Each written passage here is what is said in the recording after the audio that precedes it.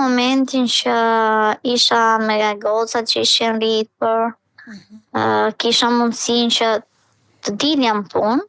Problemi ishte që unë s'kisha bërë asnjë kurs, asnjë shkollë, s'kisha bërë asnjë gjë për veten time. Deri në atë moment Po lexoje libra, lexoje shumë libra. Ajo ka qenë periudha më e bukur, domethënë që mua më lidhte me shkollën dhe unë adhuroja të lexoja. Sado që kisha gocat e vogla, kisha bërë një abonim te biblioteka dhe unë lexoja 16 libra në muaj.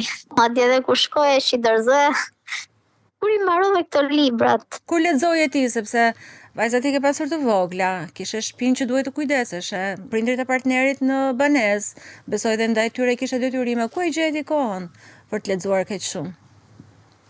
Natën, ditën, kur kisha gocat në krah, jam me libra në dorë. Unë adhuroj leximin. Kuptoheshe në familjen e burrit për këtë pasion që kisha? Nuk kuptoheshe nga familja e burrit, madje dukesh e çuditshme se si një mamë me fëmijë mund të lexoj libra, ç'është kjo që lexon libra, sikur çfarë do bëj me këto libra, domethënë, kur kisha ditëlindjen, isha personi që kërkoja libra. Domethënë, unë doja një libër të ri, nuk doja të vishesh as make-up apo ku diun. Unë doja libër.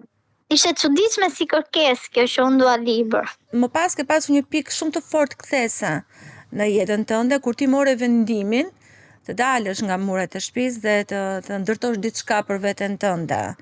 Çfarë të bëri të ndërmarrësh një iniciativë dhe për të krijuar atë që ti ke sot? Kisha pishman në jetë, çfarë kam bërë?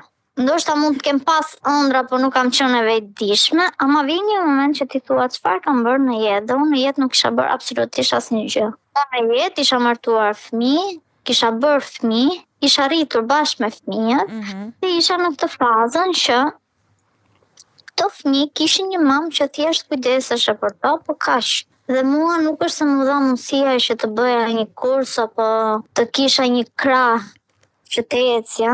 Dhe vetmja gjë që mund të kapja dhe mund të studioja apo mund të praktikoja ishin pjesa e thonjve. I shikoja nga YouTube, i shikoja shumë tutorial. Domethënë lidhja lekët dhe bleja një ditë një xhel, një ditë një ngjyrë, një ditë një gjë tjetër. Ishte vetmja gjë që unë mësova pa kurs. E mësova shumë mirë edhe në një moment, ka qenë 2020, unë vendos që të hap një gjë time të vogël. Familja e bashkëshortit dhe bashkëshorti ku qëndronin në raport me këtë iniciativë tënde, të mbështesnin? Unë nuk e se kam pas mbështetje përgjithsisht nga gjithë të gjërat që kam bërë në jetë. Nuk e pasur as mbështetjen e tyre? Nuk kam pas mbështetjen nga asnjëri.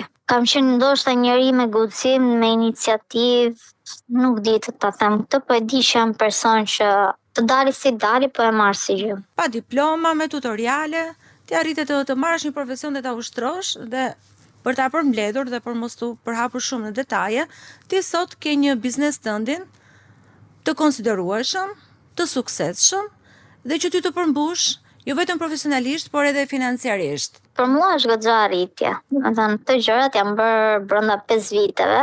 Gëzoj respektin e gjithëve, gëzoj faktin që kam një klientel super pozitive dhe siç e dua unë.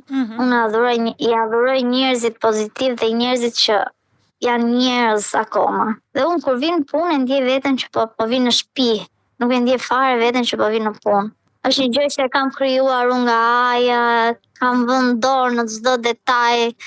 Është komplet një forcë që kur e mendoj thua nga një tutorial ke këtë biznesin që ke sot. Besoj jam e plotësuar deri diku, domethënë. Je plotësuar, po je i lumtur për çfarë ke arritur?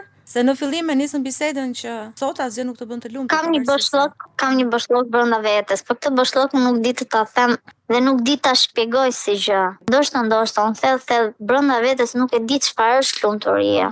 Unë besoj kam mbijetuar në të gjitha rastet.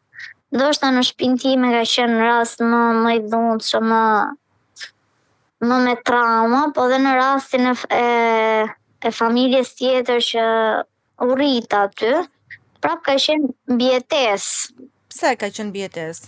Me fëmijë vogël, të përshtateshe, të bëje nusën kur ti nuk isha akoma me fëmijë, të mësohesh me rregullat e nuk është e thjeshtë. Absolutisht jo. Megjithatë, sot që ti je një grua e pavarur, e zonja, ke arritur diçka, ke arritur fëmijët e tu, ke mbajtur familjen, pavarësisht traumave që të kanë shoqëruar, në raport me bashkëshortin tënd. A ka ndryshuar diçka ndoshta për mirë apo ndoshta i xherozon që ti je kaq e suksesshme dhe që ja ke dalë pa përkrahjen e atij? Jo, nuk xherozon.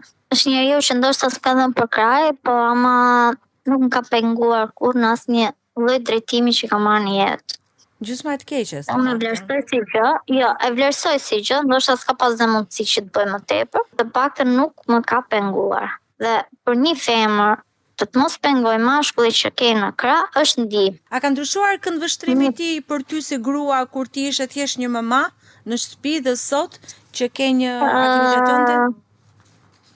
Ka ndryshuar shumë besoj. Besoj që të shikon në aspektin e një femre më të pavarur, më të plotësuar, më të pjekur. Të respekton më shumë sot se dikur? Ndoshta mund të jetë më krenar, ndoshta tani që ka arrit gjithë këto gjëra vetëm, ama unë me bashkëshortin tim